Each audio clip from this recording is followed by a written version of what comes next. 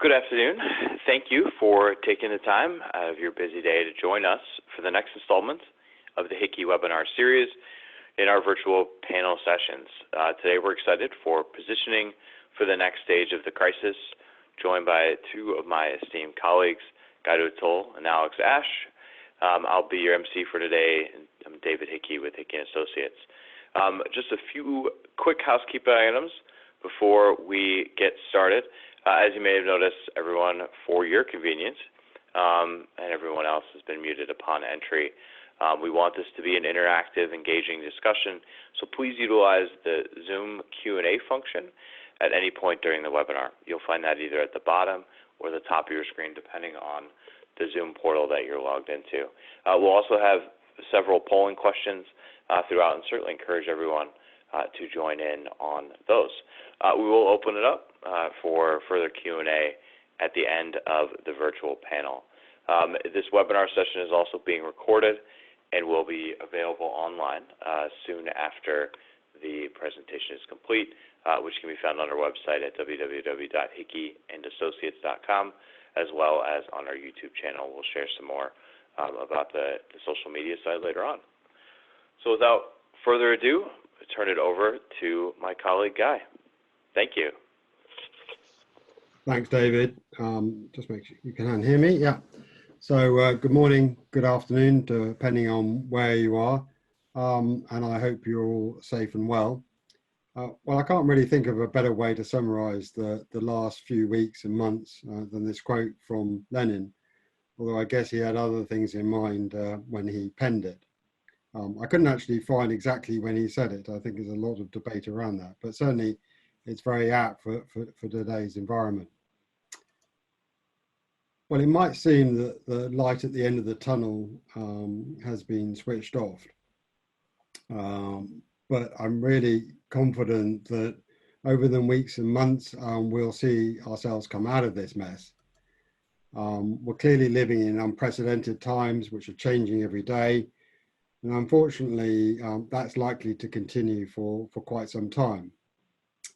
But today, I really want to put the impact of coronavirus is having on our business and economies into context, and to focus on economic recovery and give you some ideas and tools on how to firstly leverage the crisis as a catalyst for change, and secondly, how to put your company in the best position for that next stage of the crisis, when the light at the end of the tunnel starts to become visible.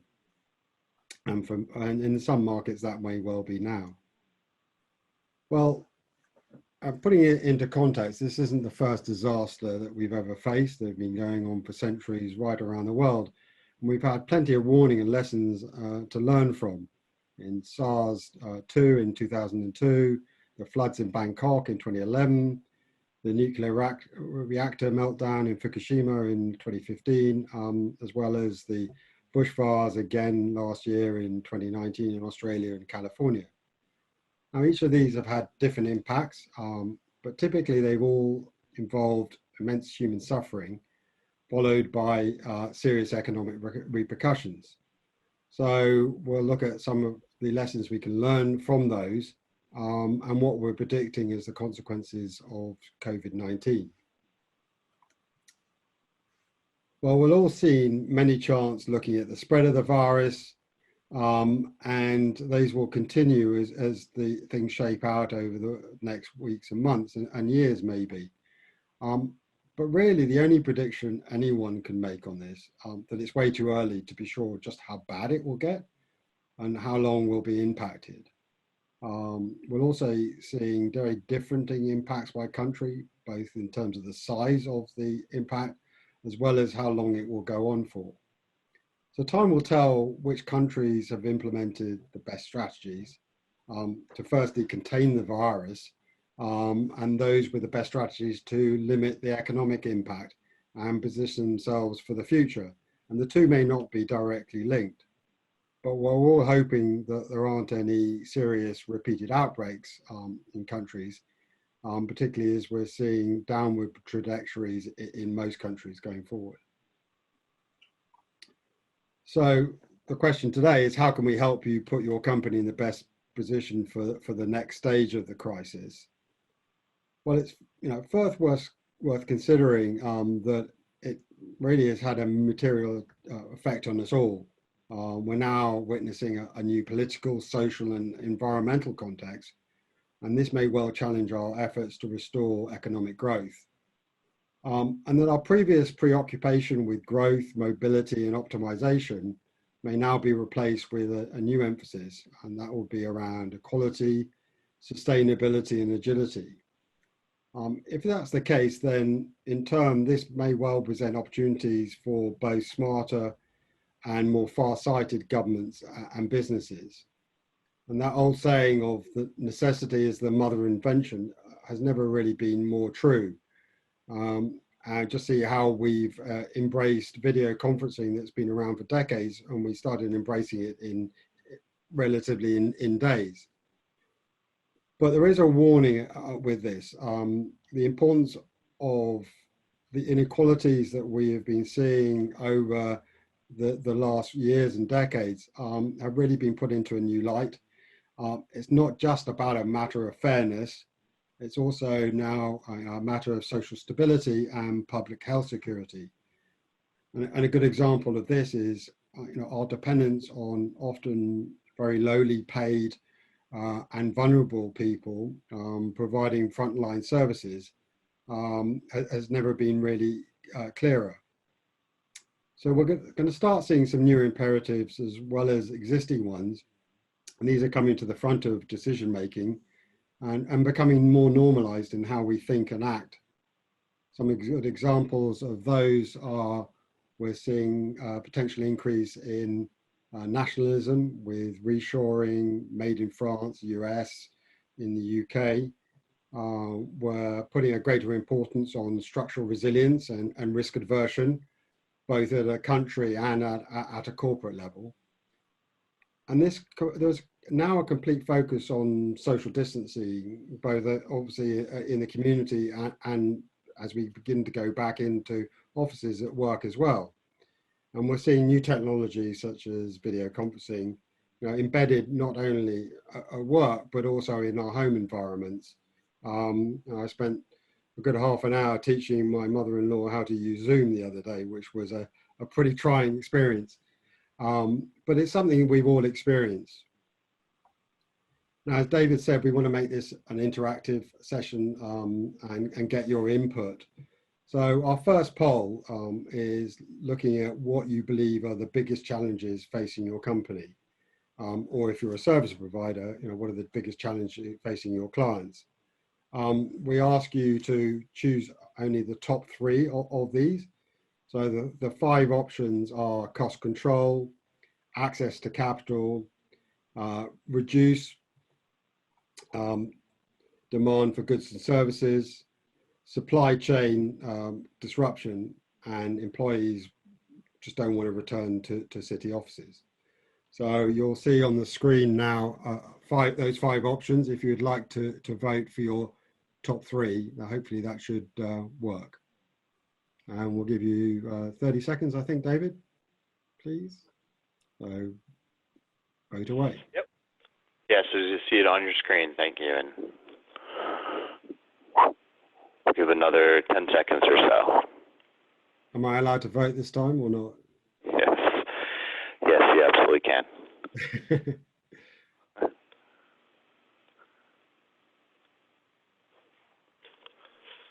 All right, we'll close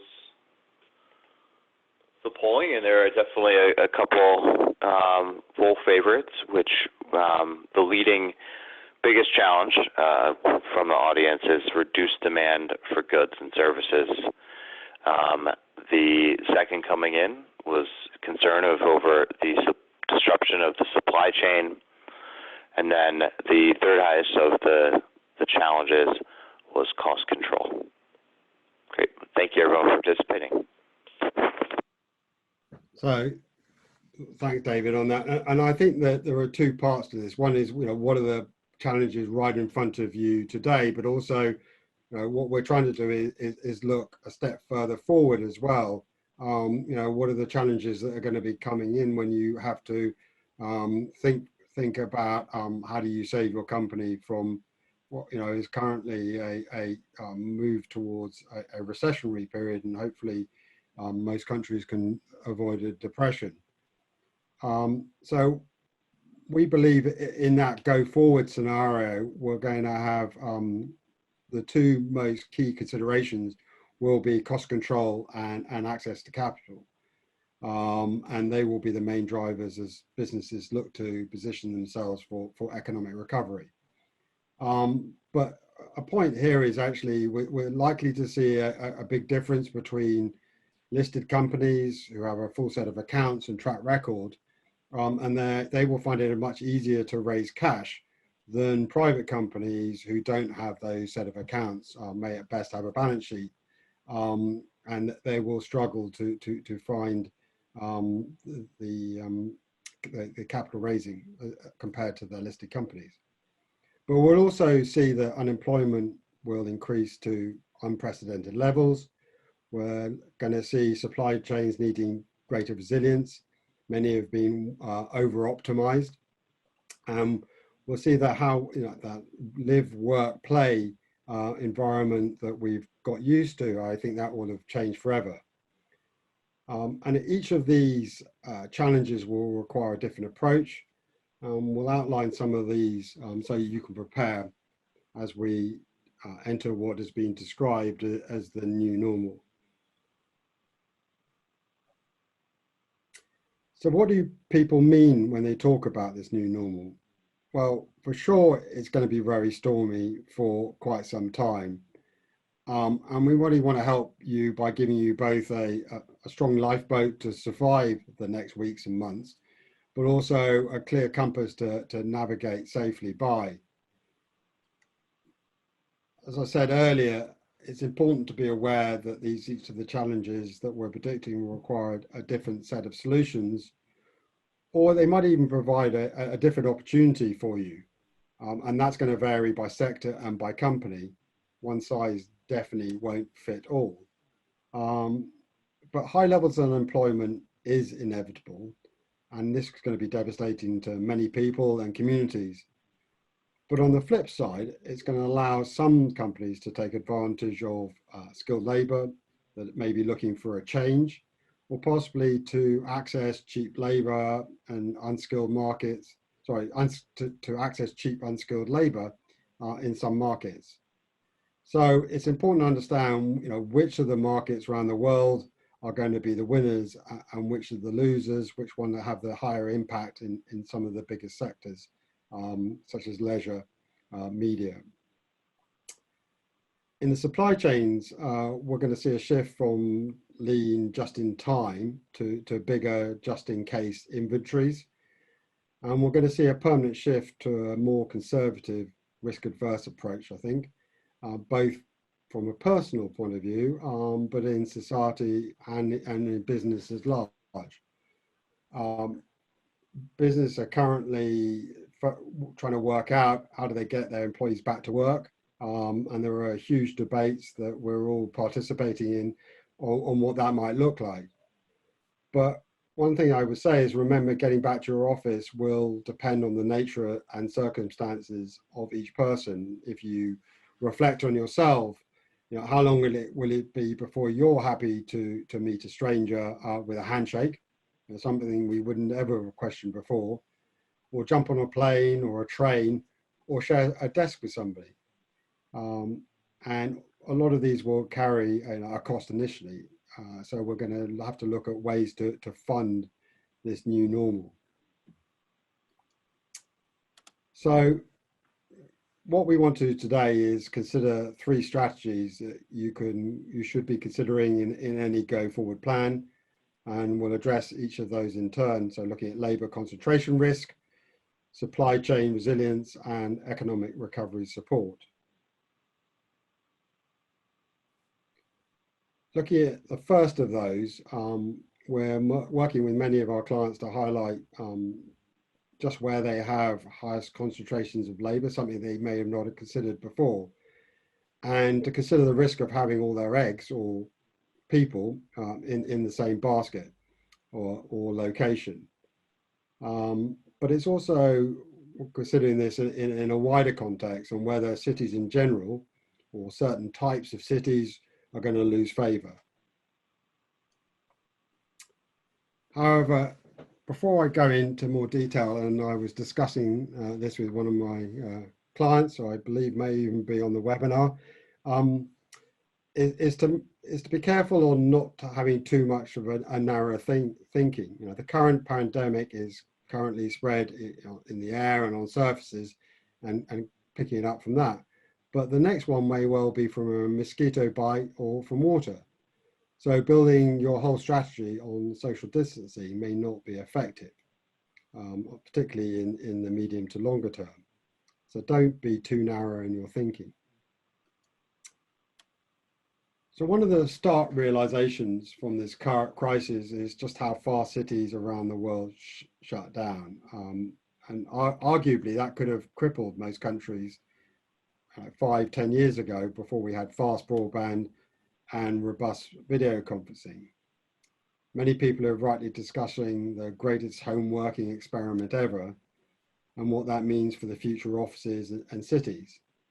Before we go to do a deeper dive into some of those things, I want to open our second poll and ask you this question.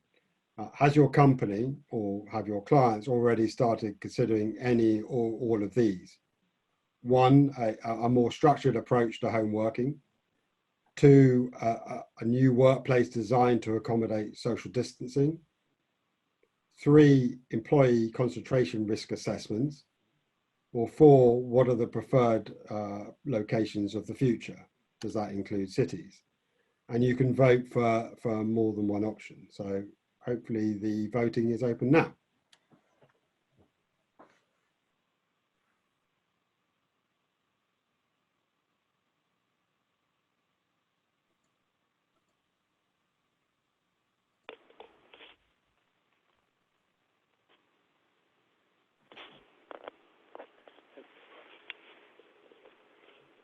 Give another 10 seconds. Thank you for everyone for voting.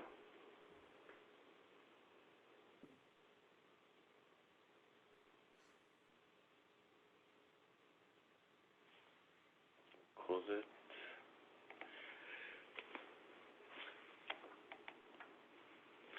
Right, so the clear on lead guy is a more structured approach to home working, already considering.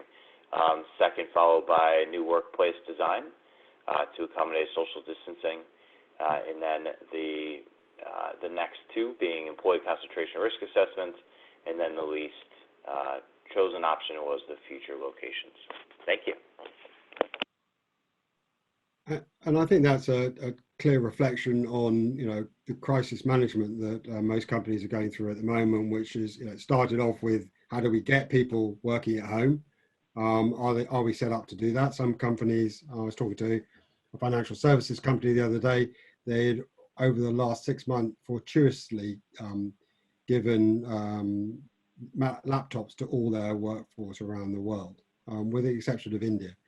But they were able to roll them out within 2 weeks to 3,000 people in India. So this home working discussion is definitely something that's in everybody's minds at the moment, because we're all experiencing it.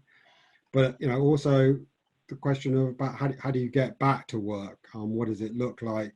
How are we going to involve social distancing as we go back to work, and some key challenges around pinch points such as entry lifts, notwithstanding that you've got to get there on public transport. So we'll leave others to consider really, you know, what the new workplace might look like. There are some fantastic companies around the world looking at that. What we want to consider at a more macro city level and answer a couple of key questions. Do you have high concentration of employees in high risk locations? And what is the future of locating in mega cities?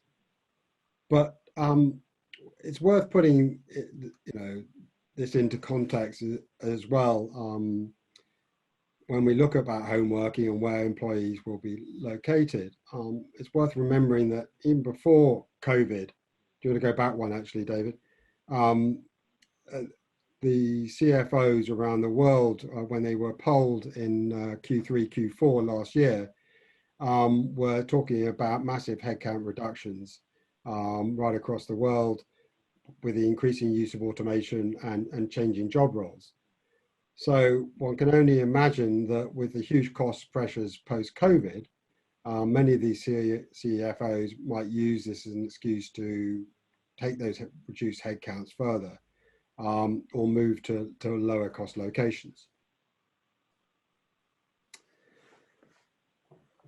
But it's also important to emphasize that working from home and the technology that we use is not new. I've been doing it for, I don't know, well over 10 years, if not longer, and many people else. What is new is that more people have now tried it, and many, but definitely not all, think it's better than they thought. A survey done last month by Vizia, who are a people analytics provider, they did a poll of 1,000 remote workers who either were not normally allowed to work from home or worked at home less than one day a week in average. The results over those were pretty interesting. So with over 77%, the vast majority who had been forced to work from home, think their employers have done a good job in handling that urgent move. Nearly 7 in 10 workers, or 68%, felt that they were either more productive or equally productive working from home, which is particularly significant as many of those will have had the challenges of handling childcare and homeschooling at the same time.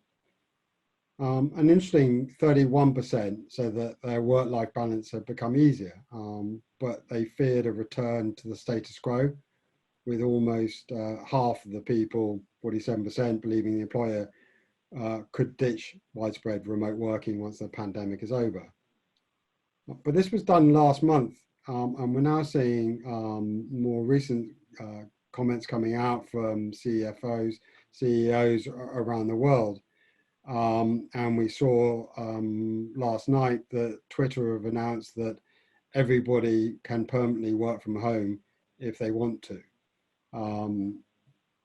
But in some of the financial services, who are probably arguably one of the more resistant to home working in the past, we've seen some significant statements coming out from there. James Gorman, who's the CEO at Morgan Stanley, was interviewed on The Real Deal a couple of weeks ago.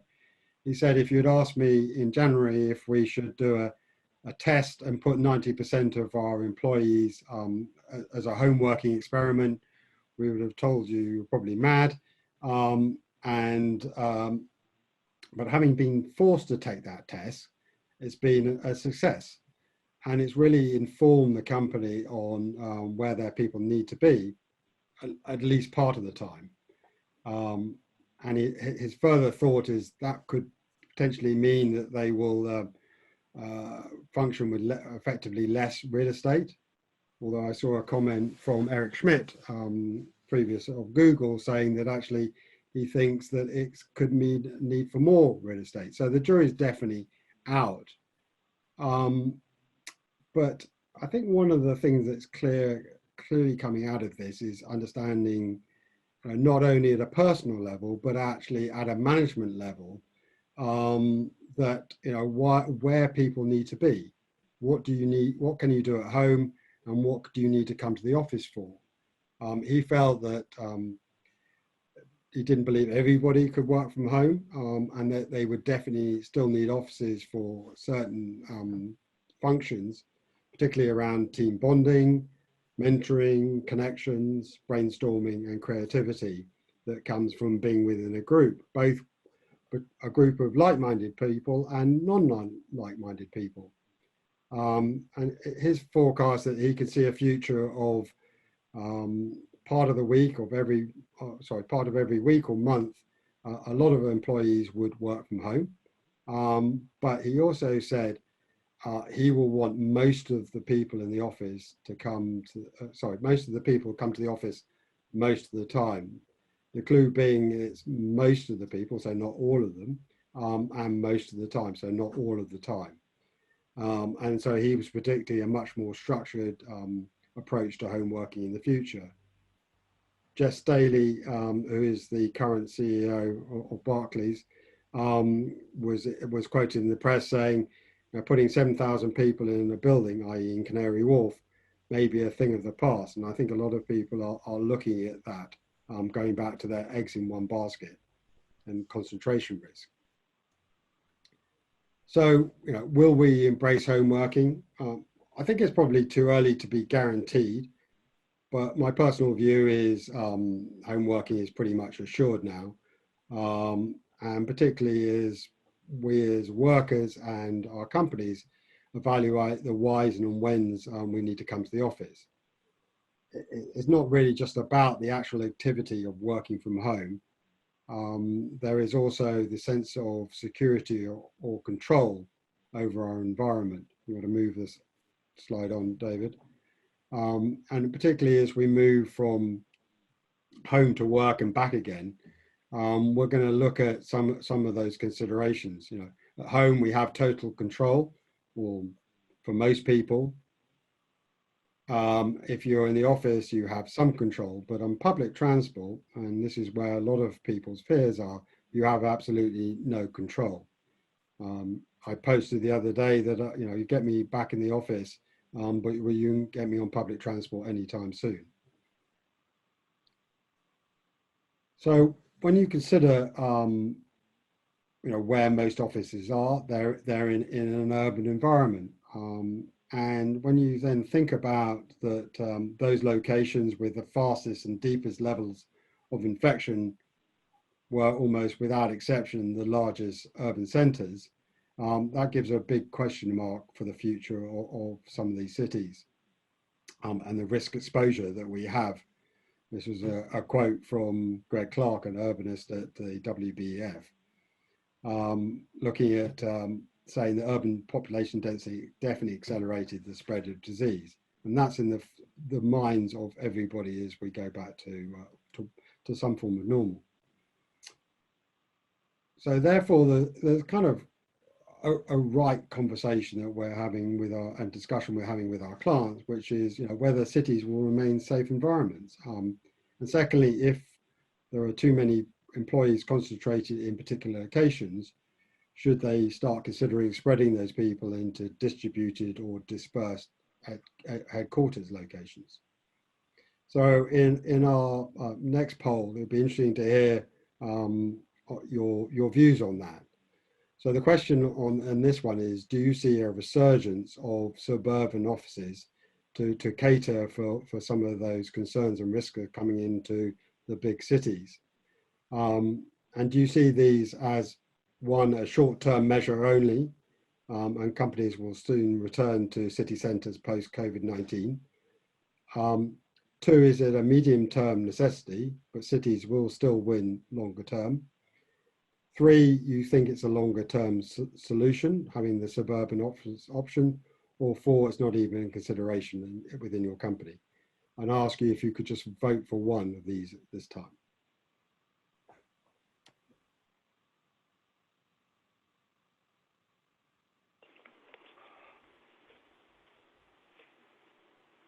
All right, thank you. So the poll, we'll give another 10 seconds. Thank you for voting. A few more.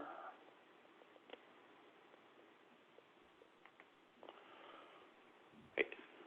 Thank you again, everyone, for voting. And the clear choice here was, so do you see a resurgence of suburban offices as a medium-term necessity, but cities will still win long-term? Yeah, that's really interesting, actually. And and it is for everybody, I guess, at this stage. We've definitely seen cities winning over the last 5 years. Before you had more moving out to the suburban environments, but cities were definitely the clear winners. And I think a lot of it will come down to the different age groups and generations and what their needs and requirements are. And we'll discuss that a little bit going forward. But sort of looking at that home working assuming that it's here to stay, and companies beginning to put together some structured home working plans, it was going to be really important to understand, both for companies and for ourselves to, what are the reasons to visit an office. So we've been scratching our heads or our beards, Alex and David, and really thinking about, what are those reasons to come to the office? And some of you may recognize this matrix of known knowns, known unknowns, and unknown knowns. And some of you, it may be a first time that you're seeing this. But what we see is that we think there are kind of four distinct areas. The first one is the known knowns. So things we know and other people know that we know. So for example, I know Alex is an expert on location strategy and incentives. So knowing that, I don't need to go to the office to visit. With Alex, I can pick up the phone, I can send him an email and say, Alex, can you get on and do this job, and how can we work together? Also, I know, I think I know that Alex isn't a nuclear physicist. So I don't need, again, to go to an office to ask Alex whether he can help me with something around nuclear physics, assuming I actually want to know something about that. So again, I don't need to go to the office environment to find those things out. But the reasons for going to an office come down to sort of kind of two clear areas for us. One is the unknown knowns. So things that either we and others don't know about what we know. So we may have been involved in a certain project or had a former life where you have an experience in finance or something where you can definitely contribute into a discussion. And that's unlikely to be unlocked unless you're in a face-to-face discussion and debate. Zoom is great, but I think there's a limitation, and all the other, Microsoft Teams, there's a limitation on how good that works and how many people can contribute into a good discussion and debate. And I think a lot of those things are being flushed out over the last weeks and months. I mean, typically you can only have one conversation going on, whereas in a bigger meeting, you may have some breakout areas and a much easier way to put your hand out and contribute into a discussion. And then there's the unknown unknowns, which is you don't know anything about the subject matter that's being discussed, but you have some experience from another project or another experience that you have where you can contribute in terms of some of the solutions or the approaches you took in that scenario. And again, that is more likely to happen and be unlocked by a face-to-face discussion to identify potential risks and opportunities of that particular project. So I think it's around where you definitely need collaboration or innovative ideas are the good reasons to visit the office. There will be definitely some teams, particularly sales teams, who probably need to feed off each other and motivate each other, and that is much better on a face-to-face basis. And other people where home working just doesn't work for them because of their home environment. And I think we'll look into some of those over the next slides. But putting sort of home working aside for the moment, it's also important to recognize that we're going to return to some form of normal at some point, hopefully sooner rather than later. And as we do that, the key challenges that companies faced before COVID will still be there. And that's around accessing top talent, and that will be as important as ever. Many of you will have seen our Global Innovation Hubs report, which looks at the top centers for talent around the world. What we consider as talent magnets, i.e. those are the cities which are able to attract and retain the best employees, and particularly locations which are attractive to the graduates, the 18 to 30-year-old age range, which is a particularly strong indicator of an influx of talent or a retention of talent in any particular market. So for cities to remain relevant and attractive, there's got to be a good reason to come to a city or an office. And typically the top cities are those locations with really attractive ecosystems where that vibrant live, work, play community. But with overcrowded public transport, congested streets, dense offices, there's a big question on whether they'll retain that appeal. I mean, if we focus back on the youngest working demographic of the 18 to 30-year-olds, typically they've shown a strong preference to locate in the large metropolitan areas in the big cities with that big best live, work, play environment. Looking forward, our view is that age range will still want to continue to live in cities and migrate to cities post qualification and graduation, and more likely that they will still want to come to the office.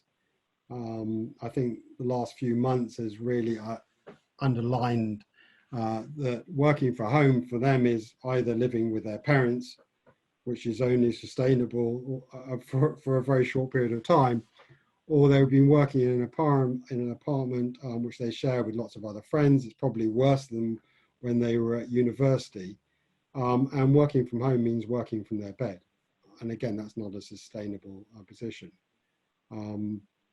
So I think cities will still remain attractive to that younger demographic, but will cities still be able to attract the older age ranges and people commuting from outside? So a lot of focus been around how offices are having to adapt. And our question, going forward is, well, maybe cities will be forced to adapt more than offices. You can change an office pretty quickly, but can you change a city? And if so, what's required? Well, we're beginning to see some of those, and these are, in relation to public health safety things. We're seeing France giving €50 for bicycle repairs and paying for cycle lessons, and putting over 750 kilometers of bike lanes in for long distance commuting. Milan has closed a number of streets, widened pavements to encourage cycling as well. And a lot of that's around alleviating public transport, reducing congestion and decreasing the spread of coronavirus.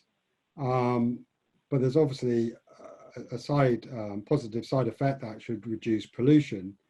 And we believe that, a lot of these will be, long term. They may be put in place on a short term, like in Milan, but we think that actually it would be difficult for them to go backwards from that. And we're seeing this right around the world, in Bogota, Brussels. We're seeing some plans coming out here in the UK. So it's worth also commenting on the gig economy and co-working and serviced offices. We believe many who are currently self-employed will have for the first time experienced some hardship and a recession, and that's affecting their job security. And it's much easier to get rid of a consultant than it is a full-time employee.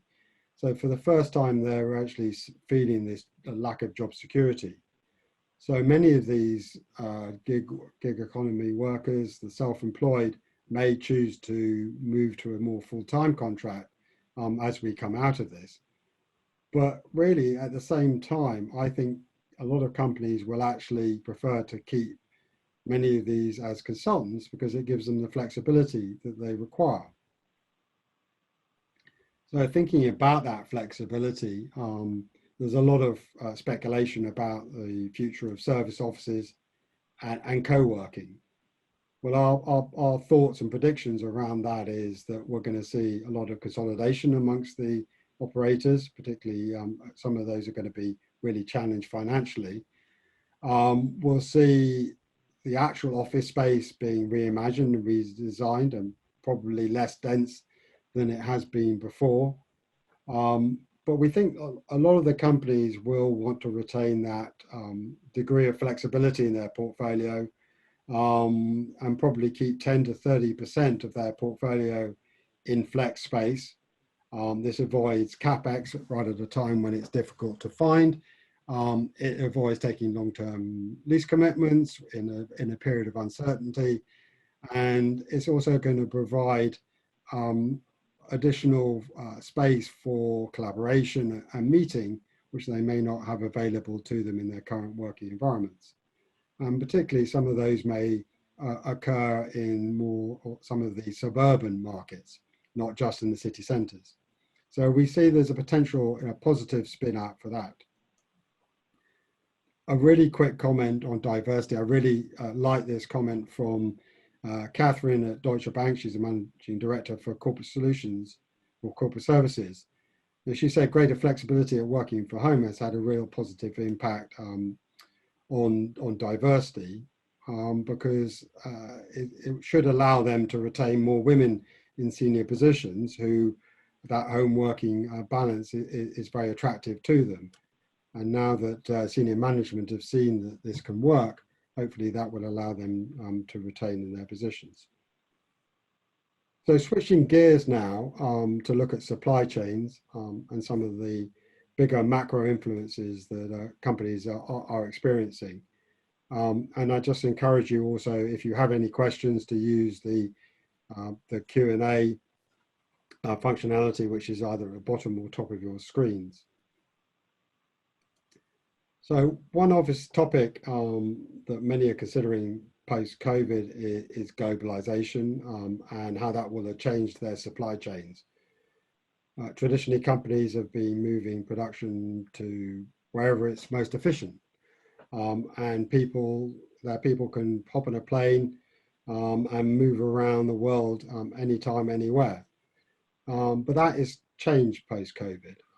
We're seeing real strains on those supply chains and restrictions on travel. Is globalization dead? Well, Elizabeth Economy from Council on Foreign Relations said she didn't believe so, but there will be plenty of countries such as the US, encouraged by Donald Trump. There will be more consideration about reshoring, particularly for critical industries or sectors. And I think we'll see more move towards nationalism in other countries around the world, not just in the US. A good example of that is in France. At the end of February, the French Finance Minister, Bruno Le Maire, ordered a review to determine which of the French industries needed to rebuild an economic and strategic independence, as he called it, and to have a deep re-evaluation of their supply chains and become less dependent on China and other Asian nations. He particularly singled out the pharma industry, saying that 80% of raw materials in some drugs were currently sourced from China or Asia. But to appease his critics in France and elsewhere, particularly in the EU, he also said protection is not the same as protectionism. Now, I was going to say it in a French accent, but I'm not good enough to do that. With this backdrop, we've seen, and we've been speaking to a lot of our clients about their plans, and we see two big changes being considered. First and foremost, we're likely to see this shift back from, as I mentioned earlier, the lean just in time to a bigger, not necessarily significantly bigger, but certainly bigger just in case inventories. So we're going to see many forecasting an increase in inventories, which will require more storage space around the world. And secondly, we're going to see an accelerated consideration of onshoring or reshoring, particularly looking at increased resilience in supply chains.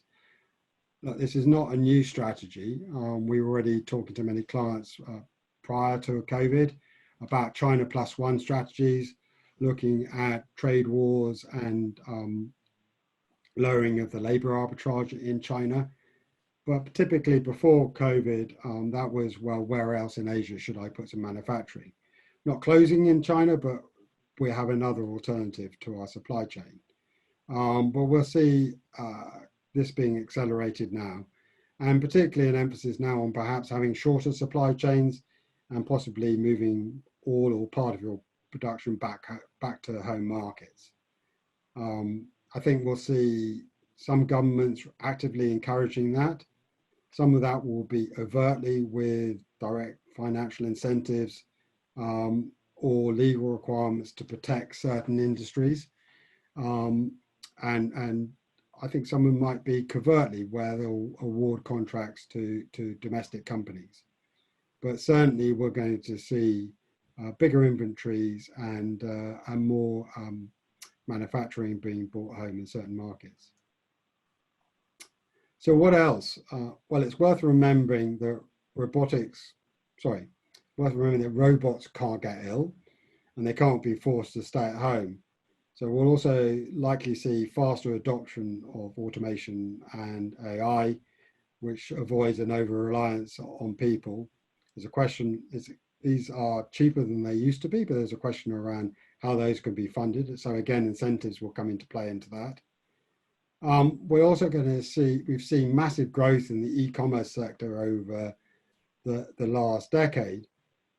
And with COVID-19, that's really been accelerated. And as we say, that's kind of just went supercharged. And that will require further adjustment to supply chains and increased use of last mile or last kilometer deliveries.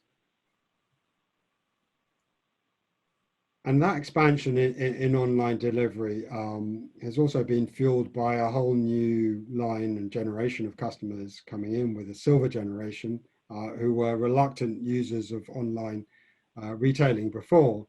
And now post-COVID, some of those might return to their old ways of shopping on the high street.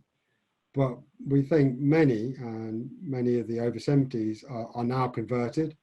And they will remain online. And as they say, you can't get the toothpaste back in the tube.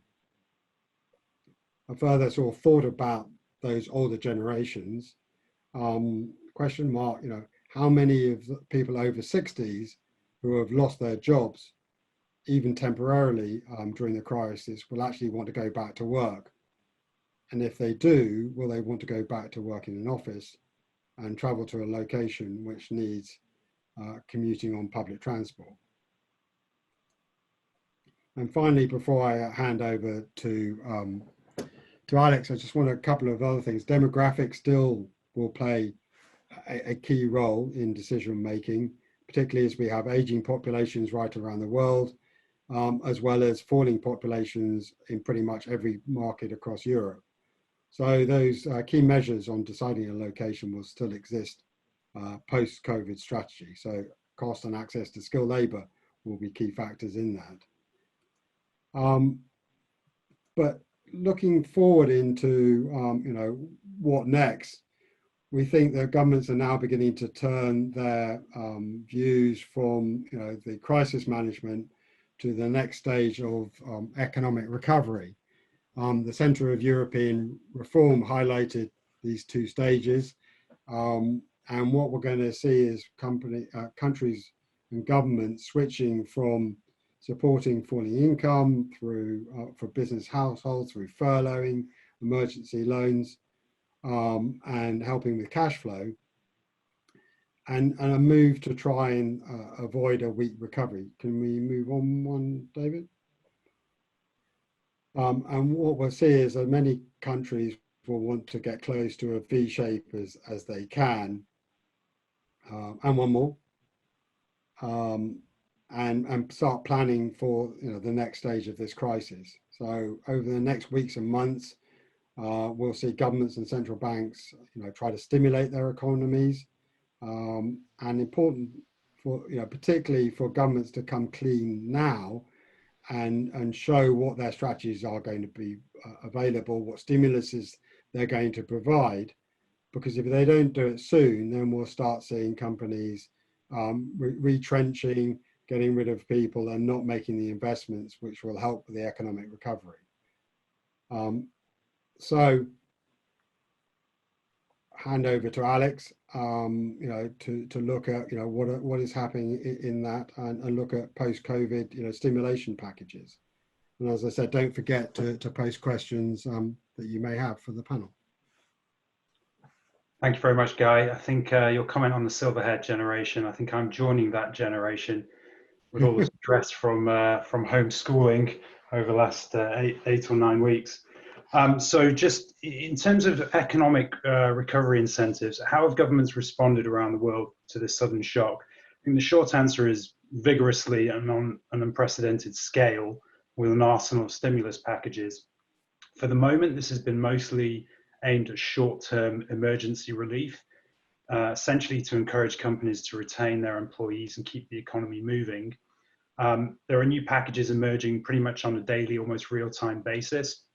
Assistance coming from central government, local governments and municipalities, help via grants, loans, tax breaks for some of the worst hit sectors, and obviously the major schemes to help those most heavily impacted by furloughing. But as we switch to the next stage of the recovery, what's coming next from governments? Well, in general, we're expecting, and we're seeing signs of this, that the government's going to play a more forceful role in relaunching the economy. Many sectors that have been particularly hard hit, such as leisure and hospitality, the airlines, non-food related retail, they're going to continue to need that vital financial lifeline from governments to survive. But in return, governments are going to expect that these sectors have a viable business plan to turn things around, and that they've exhausted other areas of funding as well. And of course, governments are going to prioritize channeling funding to those parts of the economy they consider strategic and value-add areas, and they'll urge and stimulate greater localization of production and supply chains, especially for essential items. One obvious winner to pick out in all of this is life sciences. Another will be industries that leverage advanced technologies such as AI and robotics, which are seen as future growth enablers. But as I said, there's going to be a quid pro quo. And in the case of pharma or med devices, it will be the obligation to cite strategic assets onshore or at least near shore in return for these more expansive incentives packages. So as I said, the picture with incentives is rapidly evolving. The next phase of stimulus is obviously going to be critical, but we expect governments to act in different ways to keep their economies rather afloat, and as they look to relaunch the economy. The signs are encouraging that governments are going to continue to show steadfast commitment to this. And this is obviously going to be crucial in terms of boosting the likelihood that companies will invest in their business models to transform and of course retain their employees. And obviously retaining employees has a massive knock-on effect to boosting consumer spending. But governments also need to set out a clear, coherent strategy for the next phase of stimulus. And having been involved in the government incentives world for many years, the cynic or realist in me says that this will not be straightforward to navigate. And we should also expect this is going to create some economic tensions. There's already talk about forgiving short-term loans. Governments are going to look at the returns for government through different investments that they make in particular sectors. Mooted investment in infrastructure has proven in the past to be a really solid economic multiplier and job creator. But will rescuing restaurants and hotels give government such good returns? And ultimately, with such a huge outlay, how is the government going to pay this? You know, if you're the US Fed, you can print money, but not every government has the ability to print money in the same way that the US Fed can. Whatever the policies, I think the smarter governments that are clearly aiming for a V-shaped recovery will put in place significant support packages. There's going to be opportunities and companies need to be ready to capitalize. And as I said earlier, these programs are going to be available at regional, national, and local/municipal levels, and they need to be painstakingly explored. And really urge you not to miss out on these. Just a final quick point on incentives. We recognize that you're very busy keeping your employees safe and the lights on at your respective companies. We're doing our best from our side to track all these packages in real time as they are published and emerge from various governments around the world. We're in constant contact with our government partners across the globe, and we are putting all of this information in one place on our microsite, incentives.hickey&associates.com. So moving on to what's next. I think the reality is that COVID has underscored many risks in how and where companies operate. Risk exposure and resilience in terms of access to resources, markets, cost structure, talent, infrastructure, tax, regulation, and of course, the big elephant in the room, natural disaster, are all top of mind for business leaders. And the concept of business continuity planning is being revolutionized in real time. And deployment and footprint and the way that we work will be integral to managing and rebalancing risk exposure and building resilience moving forwards. And that's going to have an impact in terms of how we balance the work that we do within our organizations, onshore, nearshore, and offshore, and obviously working from home, and also what can be automated. All of this is going to change and is changing. From a risk standpoint, and specifically in terms of risk mitigation, that has to be addressed at both the site level and across the network. So the first thing we urge you to do is what we call a concentration risk assessment, and really get this done as soon as possible. This then typically leads to a broader footprint strategy, where the risks that are identified during the concentration risk assessment are then studied further and acted upon.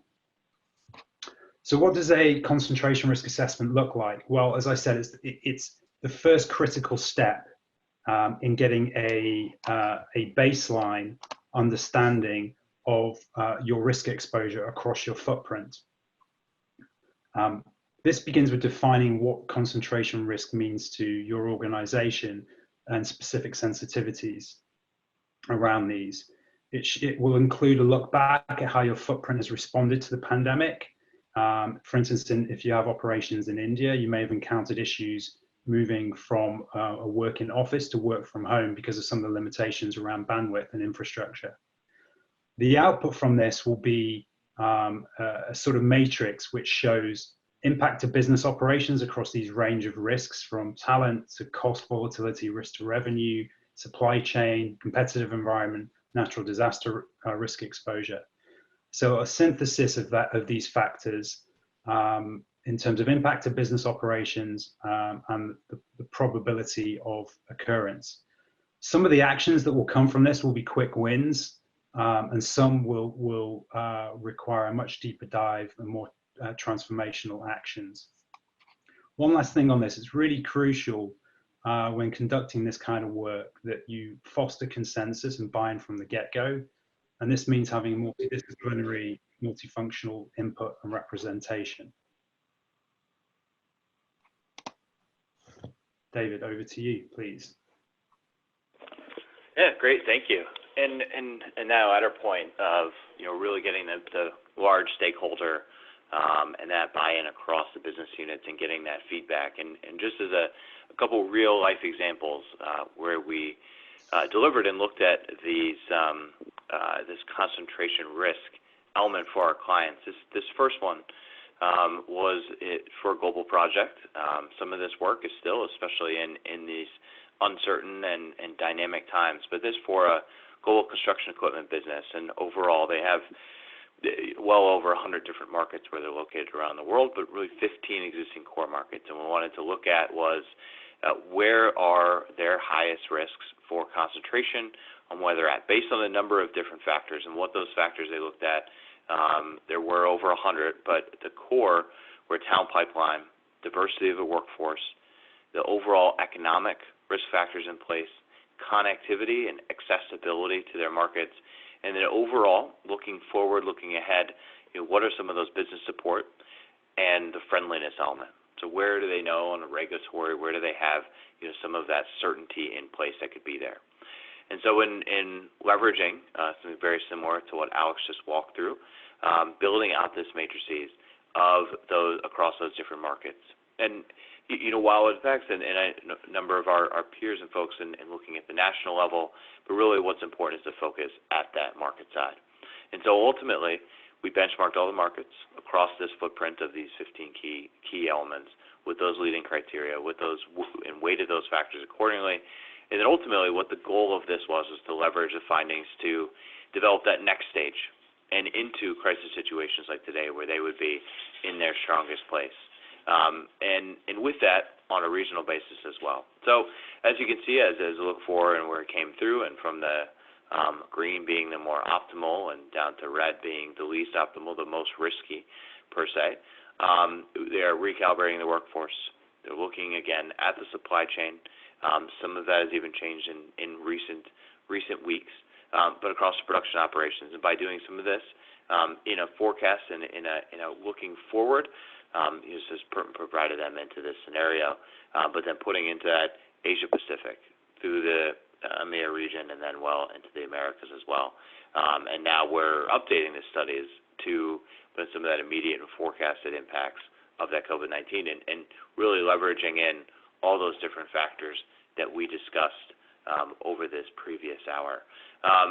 Another one, and this is just a focus in looking in the Americas itself, but really evaluating based on some of those workforce elements that we talked about today and that talent pipeline, and recognizing those markets that are the most impacted by the COVID economic crisis, and particularly looking at unemployment. And as Guy spoke about earlier, it's about not which are the most impacted, but also where those skills are. Not every market is impacted the same. And where they've been impacted. And we have an overall job loss vulnerability index. Globally, it talks about what are those that are the most, as far as those industries, the ones that Alex walked through a few moments ago, that are the most impacted, that are the most vulnerable, per se, to the economic crisis thus far, and then those looking forward that are also going to be more impacted and higher impacted. And there are a number of ways to look at it. For this particular project, new headquarters operations in the Americas, 3 of those core industry job sector classes are in the finance insurance space, the professional roles, and administrative functions as well.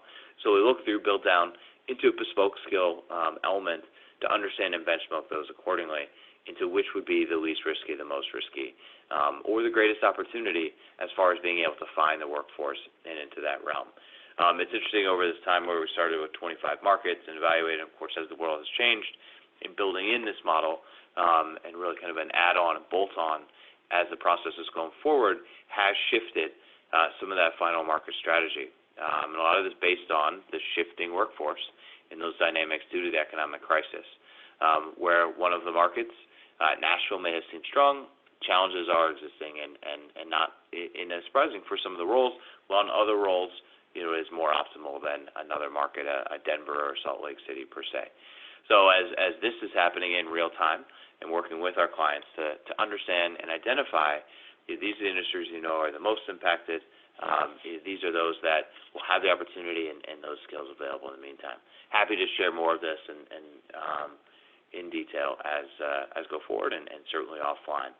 But in matter of time, we'll keep moving forward and just a great Chinese proverb. I know one of Guy's favorites. When the winds of change blow, some people build walls, while others build windmills. And we'll turn it out now. I appreciate those who have submitted on the Q&A function. But we will open it up now to questions. Certainly understand for those that need to split off. Again, we are recording this session. We'll have it available. We'll email this out to attendees as well as post on our website and on our YouTube channel. So we'll open it up to questions. Again, the Q&A session is still in place. And the first question that came in, I'll to both Guy and Alex. But one thing we haven't really spoke of, and to go over an hour without mentioning, but is Brexit. And how is Brexit's potential impact and changing with the shifting? And obviously, that crystal ball may not be there guy is envision, but I think the question overall is what is Brexit's impact on the workforce? So I'll turn that over to you two. Thank you. Well, I would have paid a lot of money not talk about Brexit for 2 months, having talked about it for what seems like about 20 years. But I wouldn't have put COVID as one of the reasons to stop talking about it. But it has been talked about. It's kind of been put in the back burner, quite rightly, although there are discussions going on. I think a couple of things is going to be clear. As Alex went into, a lot of the stimulation for economies around the world will be hugely important. And a lot of that will come through incentives that are made available or through different strategies that different governments will put in place. So for the UK being releasing its shackles from the EU and the controls around state aid is going to be a positive. I see that Boris Johnson will make significant investments in public infrastructure and also into what he feels are key growth industries. So it will be easier for him to be able to do that and compete in the global economy for those. So I think that will be one of the things. I do have some concerns over the future of the EU, particularly with some of the rhetoric that's been coming out over the last.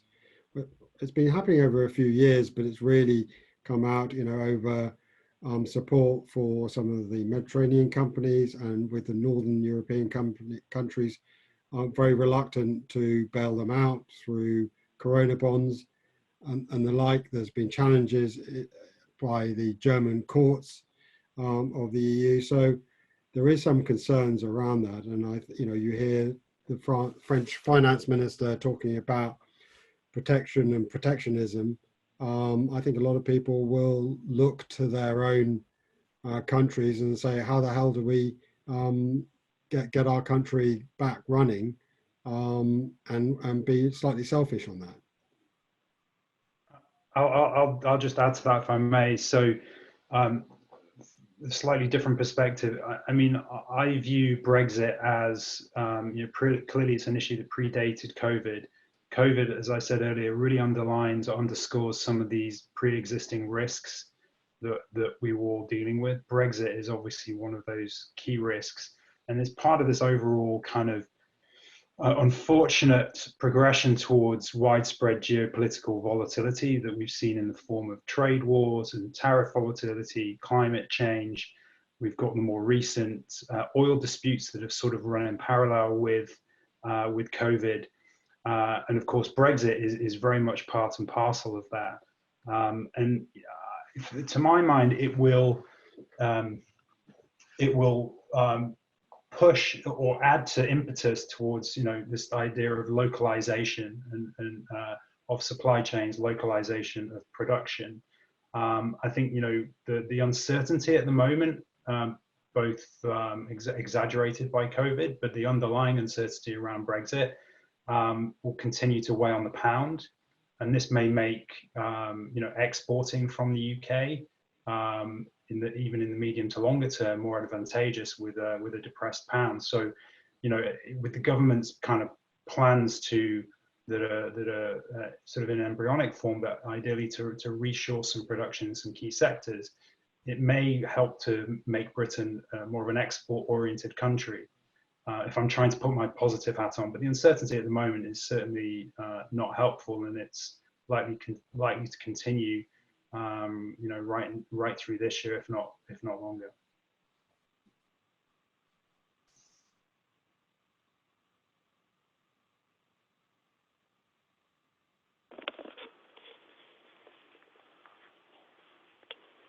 Okay, thank you both. Next one is about incentives as well. I think if I understand the question right, is on the protectionism. Well, let me revert. So France just announced that there are incentives based on the protectionism. I know you talked about this guy a little bit earlier. Can you provide some more insight on how you think some of those incentives will be delivered or government support in the near and midterm? Yeah, well, we're already, sorry, do you want to go, Alex? No, I just wonder if the question is kind of leaning towards the notion of reshoring and how that will be incentivized. I mean, that's kind of, I think, how I'm interpreting the question. Guy, is that how you're interpreting? I think that's fair. Okay. Yeah, I mean, so this is so I think we have to be careful here. You know, there's the court of sort of public opinion, and so when you talk about reshoring, bringing stuff home, it plays well with your you know, your local voter base or your local population. I think the reality of navigating that is somewhat more difficult, you know, from a company perspective, not least, but from a government perspective. You know, the EU obviously has some quite strict rules around moving stuff relocating stuff from one part of the EU to another part of the EU. And that typically is precluded from incentives. Now, could that change? We've seen, you know, pretty significant relaxation of EU state aid guidelines. And the expectation is that they will loosen further. Will it include reshoring from one part of the continent to another? Potentially, but I think it's too soon to say. I think what we can say in respect of reshoring is that you know, we've seen quite a lot of that in the US, to a lesser extent in Europe, but I do believe that's going to pick up momentum. But it will be more in the shape of work, both service related and production related, moving from offshore locations to nearshore and onshore. I think, and I also think that this may be more a capex led reshoring. And what I mean by that is less about moving jobs, but more about moving processes. And those won't necessarily lead to, as I say, job creation, but arguably a greater role for automation. So some of those activities may actually be performed in onshore, but by robots, which, you know, aside from the capital investment and the maintenance, there's no ongoing labor cost associated with those. So I think we have to be careful about how we see reshoring, the phenomenon of reshoring taking shape as we move forward.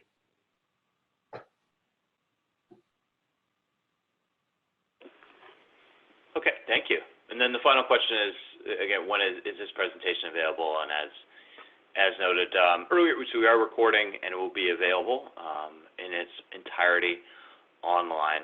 You can find it on our website as well as on our YouTube channel, and we'll share the link to that recording by soon after. So I want to thank everyone again for taking the time out of your busy schedules and your busy days to spend it with us and to talk about how to really put your company, your clients in the best position for success as we come into the next stage of the crisis. So thank you, Guy. Thank you, Alex. Great discussion, very insightful, and we look forward to seeing you all again soon on the next installment of our virtual panel webinar series. Thanks, David. Cheers. Thanks, Thank Alex. you. Thank you, everyone.